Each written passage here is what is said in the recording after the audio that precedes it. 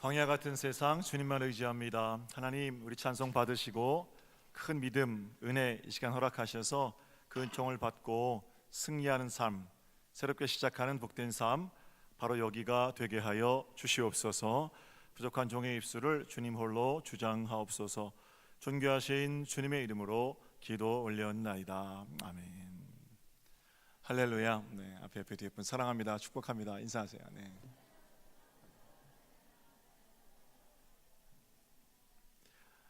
감리교 속회공과 순서에 따라서 17과 우리 주님의 기도를 살펴보면서 은혜 나누기를 원합니다. 우리 기도 생활을 점검하는 그런 시간 되었으면 좋겠습니다.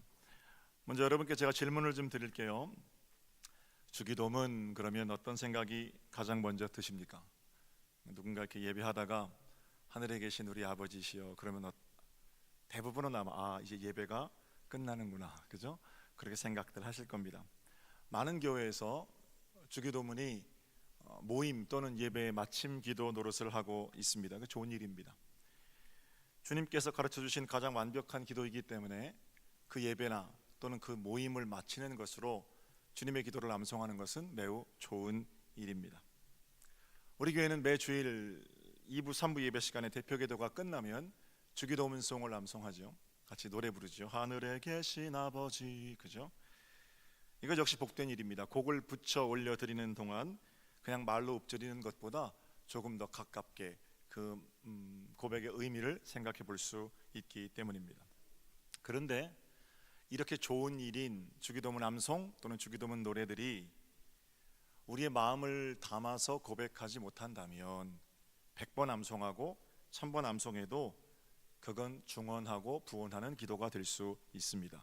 그러나 늘 말씀드립니다만 기도는 주문이 아닙니다. 주기도문에서 가운데 기도자를 빼면 주문이 됩니다.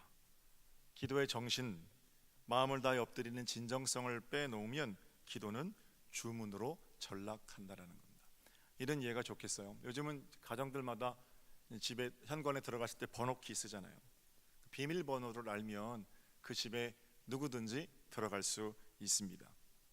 주기도문을 하늘 문을 여는 비밀번호라고 생각하는 겁니다. 아닙니다. 주기도문은 기도하는 자의 마음, 인격, 변화, 고백 이런 것들이 중요합니다. 아무나 외치면 열리는 열려라 참깨가 아니라는 거예요. 기도를 통해서 우리의 삶을 하나님 앞에 내려놓고 하나님의 음성을 듣고 그렇게 하나님과의 깊은 사귐의 자리로 나아가는 겁니다. 집에 들어가는 비밀번호 안다고 해서 그 사람 우리 식구 아니잖아요. 믿지도 않는데 암송한다고 해서 또는 그거 암송도 못하면서 뭐 교회 개혁을 외친다든지 멤버로 된다든지 그런 건 아니거든요. 비밀번호는 수단이잖아요. 기도는 그러나 수단은 아니거든요. 그럼에도 불구하고 만약에 주기도문이 또는 기도가 어떤 문을 여는 행위 이렇게 말하고 싶으면 열쇠 번호 키보다는요 지문인식 또는 홍채인식 뭐 이런 게 조금 더 잘 어울린다고 저는 생각합니다. 하나님은 내 입에서 어떤 특별한 주문이 외워질 때 그걸 보고 그 기도를 잡수시고 문을 열어주시는 분이 아니시라 우리를 보고 사랑하시기 때문에 문을 열어주시는 분이거든요. 여러분 자녀들 생각하시면 돼요. 자녀가 초인종을 눌렀어요. 그러면 얼굴을 보고 우리 자녀구나. 그리고 문을 열어주지요. 누르기만 하면 열어주는 거 아닙니까? 누른 자리에서 암호를 대라.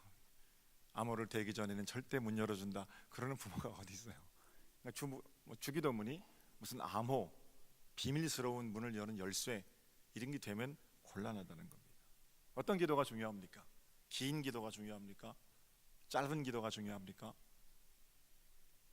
저 어릴 적에 우리 장로님들 기도하시면 저도 이 교회에서 자랐으니까 성가대에 저도 9시에 앉아서 중학교 때부터 예배했거든요.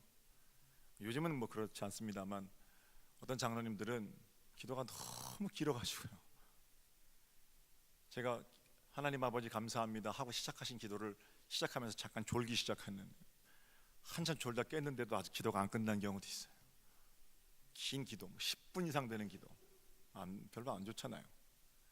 제가 가장 짧은 기도는 우리 대학 다닐 때 채플에서 총학생회장인가 대표 기도를 하는데, 하나님 감사합니다,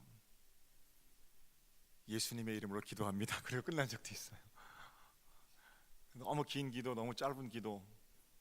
그래서 그런데 기도를 또 1분 30초에 끊으세요, 2분 몇 초에 끊으세요. 이것도 좀 웃긴 거죠. 때로는 긴 기도가 필요하고 때로는 짧은 기도가 필요한데요.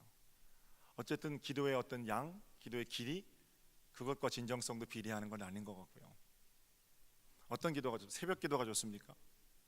새벽에 기도하면 더 빨리 응답됩니까? 그런 경우도 있지요. 그러나 새벽 시간이 무슨 용한 시간이어서 믿지도 않는데 새벽에만 나와서 기도하면 응답된다, 그런 건 없어요. 금식 기도 어떻습니까? 금식하면서 응답받은 분들 우리 교회도 많습니다. 그러나 자기 경험을 섣불리 일반화하시면 안 돼요. 금식하면 무엇이든지 기도하면 다 이루어진다, 그것도 말 안 되는 소리입니다. 조건이 있다면 하나님을 배고파하는 그런 마음이겠죠. 간절한 마음. 그러나 그 간절한 마음도 하나님 응답의 유일한 조건이 되느냐? 그건 저는 아니라고 생각합니다.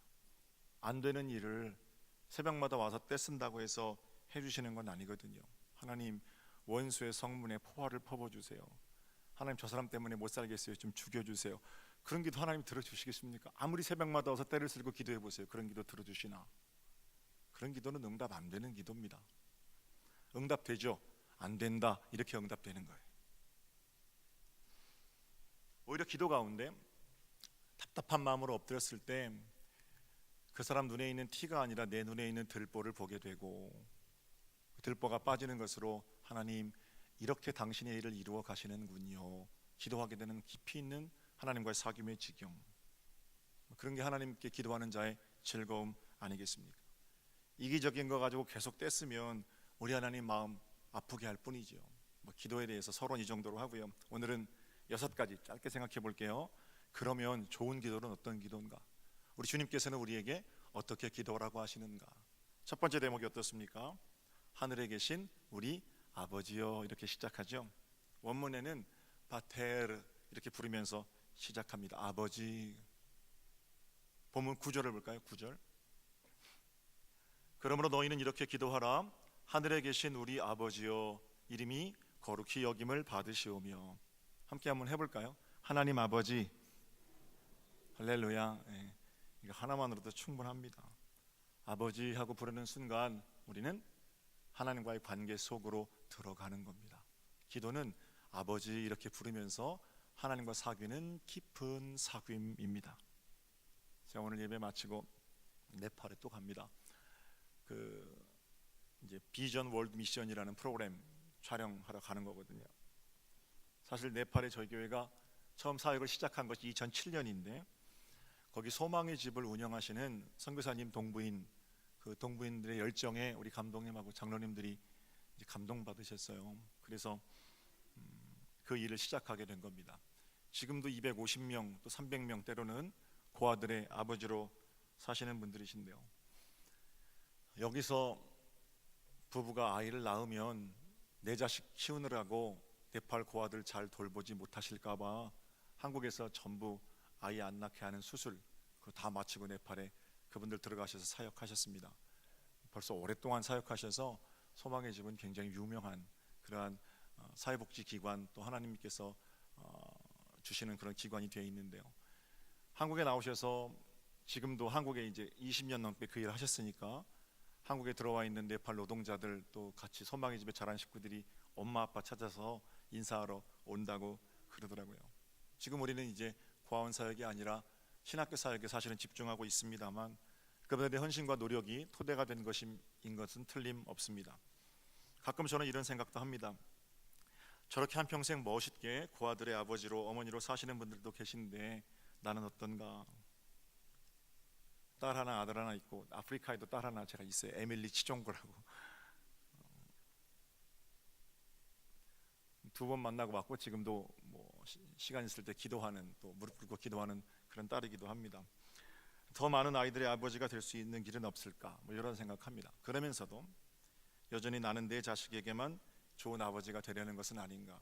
그것도 잘 못하고 있으니까 참 하나님 앞에 마음 괴롭죠. 여러분은 어떠십니까? 하나님께서 우리 아버지가 되어 주신 것처럼 많은 사람들의 넉넉한 버팀목, 생명의 그늘 되어 주셨으면 참 좋겠습니다. 사랑하는 내 자식들이 내 마음 알고 아빠 그렇게 부르면 날아갈 것처럼 기쁘지요. 어린아이들 키우는 뭐 새댁, 남자를 뭐라고 그럽니까? 새신랑들은 애가 어떻게 입술이 붙었다 떨어지면서 빠 했는데 목사님 얘가 오늘 아빠 했어요 그렇잖아요. 아빠 너무 그렇게 좋은 이름이지요. 뭐든지 다 할 수 있습니다. 아빠하고 부르는 자녀, 아빠, 이 말 속에 아빠는 무엇이든 던질 수 있는 준비가 되어 있다는 겁니다. 힘들고 어려운 순간에 하늘을 바라보고 아빠, 아버지, 오늘 오후에 제가 조금 더 이 말씀 드릴게요. 그렇게 우리가 부를 수 있다면 하늘 아빠 되시는 우리 아버지께서 우리 가운데 오셔서 다시금 새로운 힘으로 내가 너를 사랑한다, 내가 너 알아, 이렇게 말씀하시는 음성 들을 수가 있는 거죠. 아빠, 아버지 이렇게 부르고 기도하셨던 예수님처럼 여러분의 기도 생활에 아버지 되신 하나님을 늘 기억하고 부르는 복 있는 입술로 승리하시기를 우리 주님의 이름으로 축복합니다. 자, 아버지 되죠? 두 번째 고백은 뭡니까? 아버지의 이름이 거룩히 여김 받으시옵소서. 이름이 거룩히 여김을 받으시오며. 한번 따라해 보실게요. 아버지, 저는 아버지의 이름이 거룩해지도록 살겠습니다. 할렐루야. 이름이 언제 아름답습니까? 이름에 걸맞는 내용이 있을 때 아름답습니다.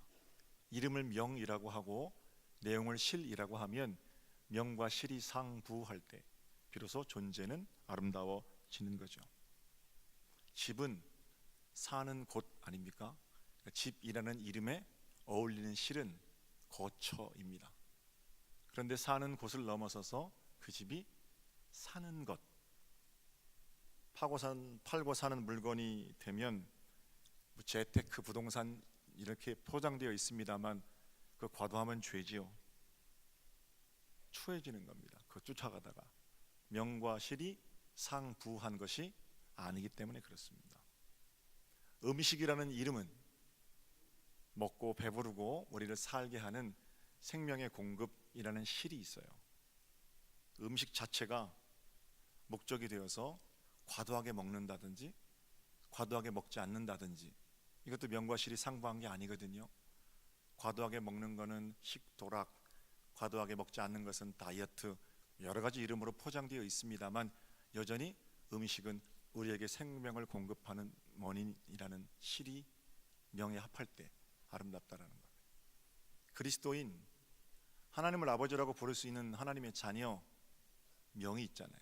언제 아름답습니까? 그 이름만으로 아름답습니까? 아니죠. 그 이름에 걸맞는 실이 없을 때 오히려 그 이름은 더 추한 이름이 되는 거죠. 명과 실이 아름다우려면 하나님의 자녀라는 거룩한 신분에 맞는 거룩한 삶이 있어야 되는 거죠. 그때 비로소 그리스도인, 하나님의 자녀라는 이름이 명실상부한 것으로 아름다운 것이 된다라는 겁니다. 주기도문의 두 번째 고백은 주님, 명실상부한 삶을 살겠습니다. 아버지의 이름이 거룩해지도록 자녀된 내가 아버지의 이름에 부끄럽지 않게 살겠습니다 라는 고백을 담고 있는 겁니다.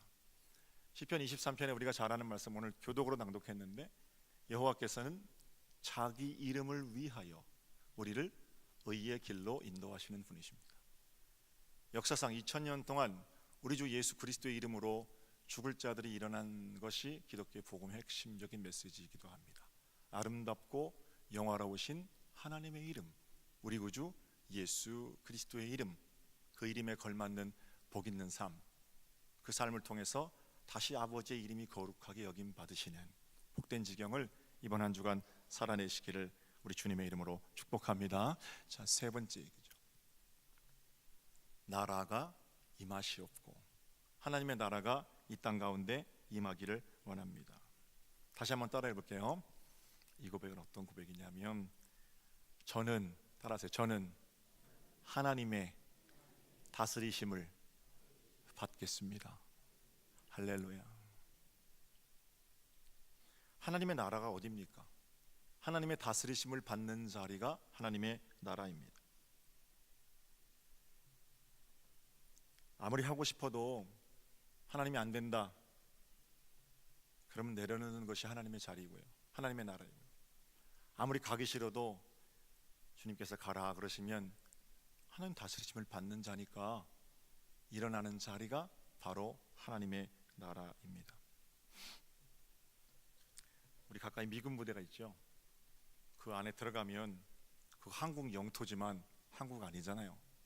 한국 대통령, 한국 법 적용, 그게 뭐 좋다 나쁘다를 떠나서 어쨌든 거기는 미국 법 적용 받는 거거든요. 하나님 나라도 똑같아요. 이 땅에 살면서 세속적인 가치들에 붙들려 사는 사람이 있고 하나님의 명령에 순종하며 사는 사람이 있는데, 하나님 명령에 순종하는 동안 우리는 이 땅을 하나님의 나라로 살아낸다는 겁니다. 대한민국 헌법 제1조 1항은 대한민국은 민주공화국이다입니다. 헌법 제1조 2항은 모든 권력은 국민으로부터 나온다. 그러면 대한민국은 누구 나라입니까? 국민의 나라입니다. 국민이 다스려야 하는 나라고, 대통령이나 위정자들을 심부름꾼으로 뽑아놓은 거지요. 국민이 다스리는 나라니까 국민의 나라가 되는 거죠. 마찬가지로 하나님께서 다스리는 나라가 하나님의 나라예요. 교회가 하나님 나라의 모델이라는 것은 목사 뜻대로 움직이는 것도 아니고 교인들 뜻대로 움직이는 것도 아닙니다. 하나님의 뜻대로 움직이고 하나님 말씀의 법칙 따라 움직이는 것, 바로 그것이 이 땅의 교회가 하나님 나라의 모델로서 끝까지 자리할 수 있는 길입니다. 자, 그렇다면 우리 생각해 봐야죠. 여러분의 삶의 여러 가지 부분에서 어디까지 하나님께서 다스리십니까? 하나님께서 하라 그러면 아멘, 하지 말아라 그래도 아멘, 할 수 있는 부분은 어디까지입니까?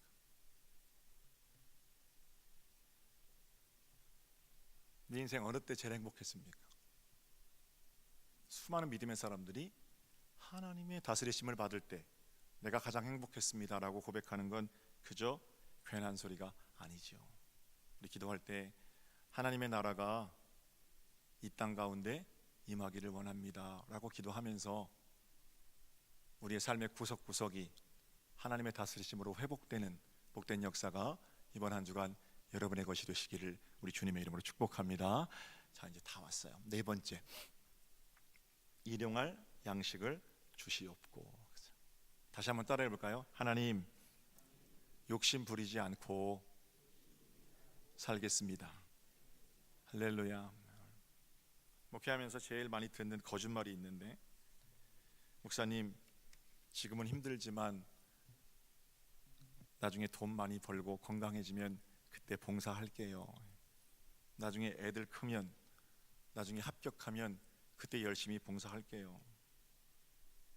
그때 열심히 기도도 할게요. 20년 목회했는데요, 그 지키는 사람 못 봤습니다. 마음이 완악해서 지키지 않는 게 아니고요, 인간이 원래 그거 못 지킵니다. 지금 가장 힘들고 어려울 때, 지금 가장 절박하고 고민이 많고 엎드릴 일이 많을 때, 그때 못 엎드리는데 그거 다 해결되면 그 사람 엎드리겠습니까? 지금 가장 마음 힘들고 산란스러울 때 하나님 앞에 엎드려 기도하지 못하는데, 그렇게 기도하지 못하는 자가 그거 다 해결되면 어떻게 엎드리겠어요? 거짓말이죠. 물론 여러분 상황이 여의치 않아서 또는 육신이 너무 힘들어서 그러는 경우도 있습니다.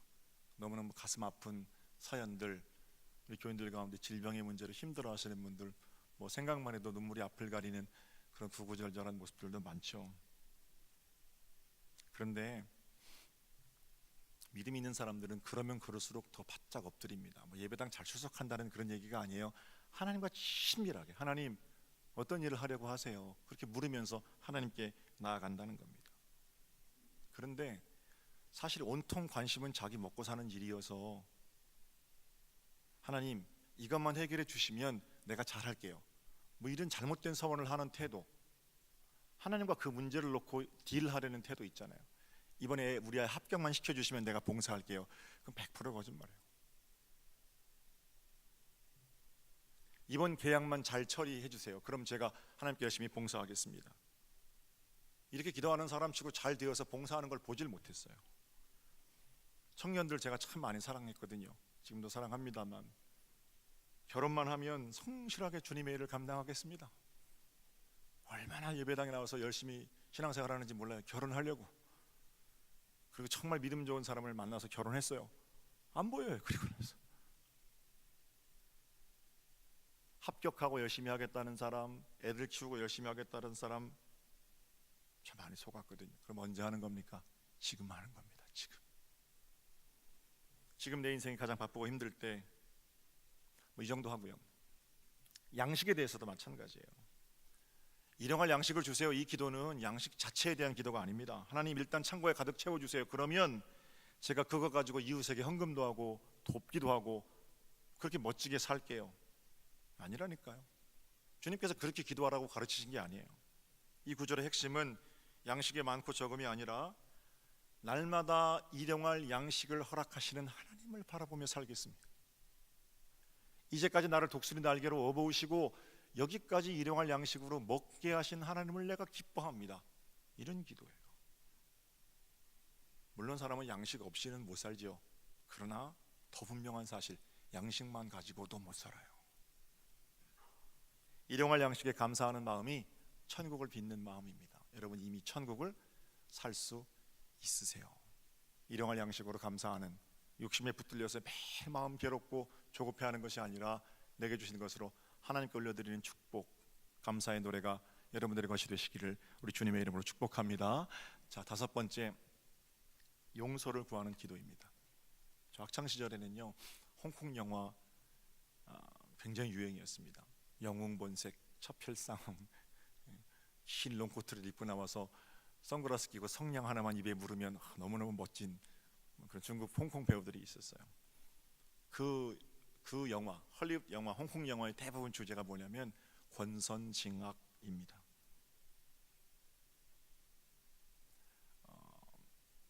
아버지의 원수라든지 내 조직의 보스의 원수라든지 갚으려고 이제 총 하나 들고 가는 거고요.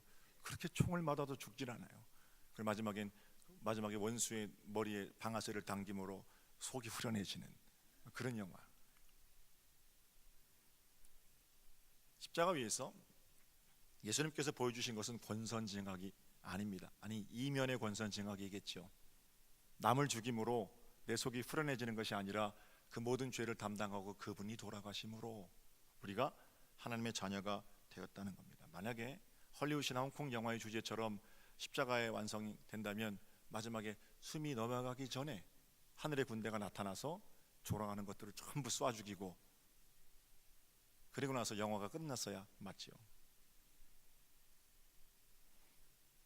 예수님처럼 마지막에 주님 저 사람들을 용서하세요. 적장의 자리에 가서 머리에 총을 대고 쏘려고 그러다가 내가 당신을 용서합니다. 그랬으면 아마 영화가 흥행을 못했을 겁니다. 흥행한 거는 처절하게 복수하고 응징했기 때문이에요. 왜 그게 흥행한 거예요? 사람들이 그걸 보고 싶어 하거든요. 여러분과 저도 복수하고 싶고 원수의 마지막을 보고 싶어 하는 마음이 있거든요. 내 눈에 눈물 흘리게 한 사람 피눈물 흘리게 하는 것이 일반적인 사람들이 가지고 있는 복수죠. 그럼 우리 주님 뭐라고 그러십니까?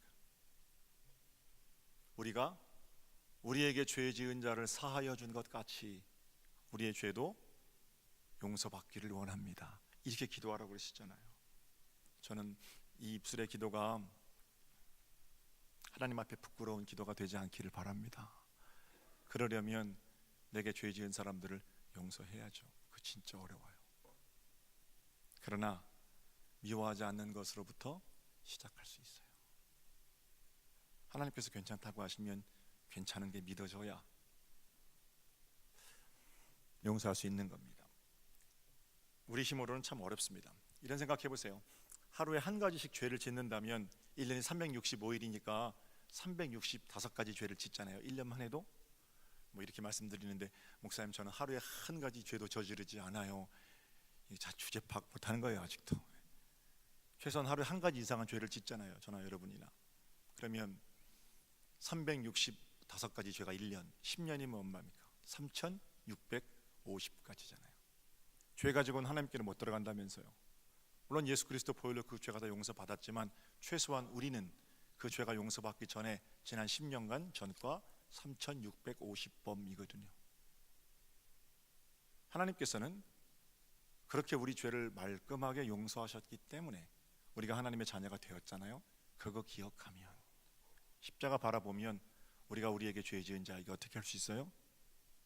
내가 너를 용서하노라, 이건 못하더라도 멱살 잡고 이 나쁜 놈아 죽어라, 그렇게 하지는 않겠지요. 믿음의 사람들이 하늘 사랑으로 용서하는 길이라는 겁니다. 부디 용서에 승리하는, 그래서 참 자유를 맛보고 바로 이 시간으로부터 천국을 살아내는 여러분이 되시기를 주님의 이름으로 축복합니다. 용서하지 못하는 건 내 손해예요. 자, 마지막으로 시험에 들지 않게 해주세요. 악에서 건져주세요. 다시 한번 따라해 보세요. 저를 사탄의 유혹으로부터 건져주세요. 사탄의 유혹을 물리치며 살겠습니다. 이런 고백입니다. 기도의 삶을 살지 않을 때 우리는 쉽게 유혹에 넘어가게 됩니다. 자, 이 정도 말씀드렸고요. 6가지 말씀드렸어요. 아버지 하나님 우리 아버지시고 당신의 이름이 거룩하게 되기를 바랍니다. 주님, 내가 하나님의 자녀답게 이름에 걸맞는 삶을 살겠습니다.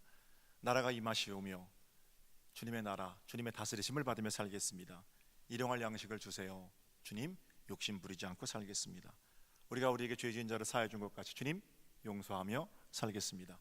시험에 들게 마시옵고 주님, 사탄의 유혹을 물리치며 그렇게 살겠습니다. 왜냐하면 나라와 권세와 영광이 아버지께 있기 때문입니다. 복 있는 기도로 한 주간 승리하는 여러분 되시기를 다시 한번 주님의 이름으로 축복합니다. 자, 우리 주님의 기도하면서 마칠까요? 하늘에 계신 우리 아버지시여, 이름이 거룩히 여김을 받으시오며 나라의 임하옵시며 뜻이 하늘에서 이룬 것 같이 땅에서도 이루어지리이다. 오늘날 우리에게 일용할 양식을 주시옵고 우리가 우리에게 죄 지은 자를 사하여 준 것 같이 우리의 죄를 사하여 주옵시고 우리를 시험에 들지 하게 없이며 다만 악에서 구하옵소서. 대개 나라와 권세와 영광이 아버지께 영원히 있사옵나이다. 아멘.